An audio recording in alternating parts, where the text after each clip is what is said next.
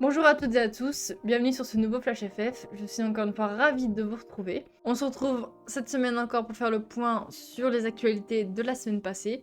Et écoutez, on va y aller de ce pas, c'est parti.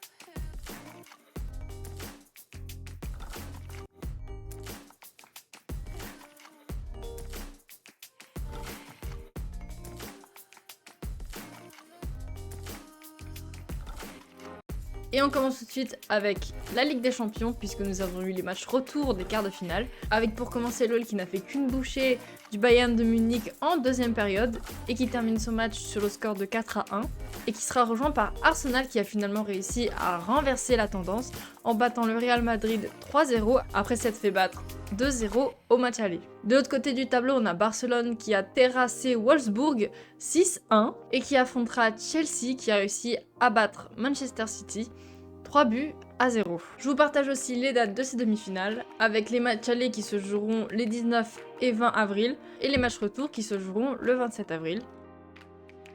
Et par ailleurs, si vous voulez aller supporter la seule équipe française encore en lice dans cette compétition, je vous mets le lien de la billetterie en description, ce sera le dimanche 27 à 18 h.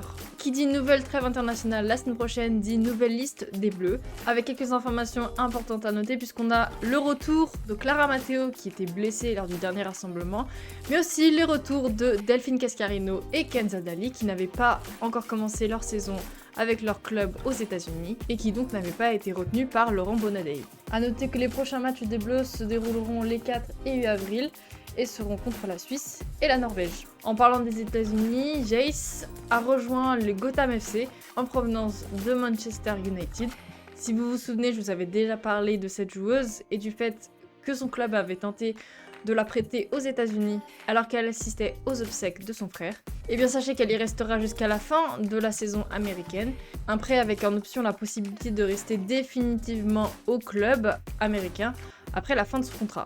On finit sur une nouvelle qui devrait révolutionner la Ligue espagnole, puisqu'une VAR économique devrait être introduite en Liga F. Pourquoi économique? Alors déjà, la technologie s'appelle FVS, et qui dit économique dit plus abordable, puisqu'elle ne nécessite pas d'assistant vidéo en régie, et qu'elle sera utilisée uniquement à la demande des coachs pour revenir sur une action en particulier. Alors il reste l'approbation de l'UEFA, mais cette technologie avait déjà été testée et utilisée lors de la Coupe du Monde U17 en République dominicaine, et avait déjà été approuvée.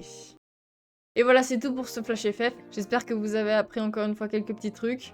N'hésitez pas à me dire en commentaire si j'ai oublié des informations, j'en parlerai la semaine prochaine. Merci d'être resté jusqu'à la fin, n'hésitez pas à vous abonner, à liker, à commenter, à partager la vidéo, ça aide énormément la chaîne. Sinon, je vous dis à la semaine prochaine pour un nouveau Flash FF avec notamment le retour de la Ligue des Nations. D'ici là, regardez du foot féminin, bien évidemment.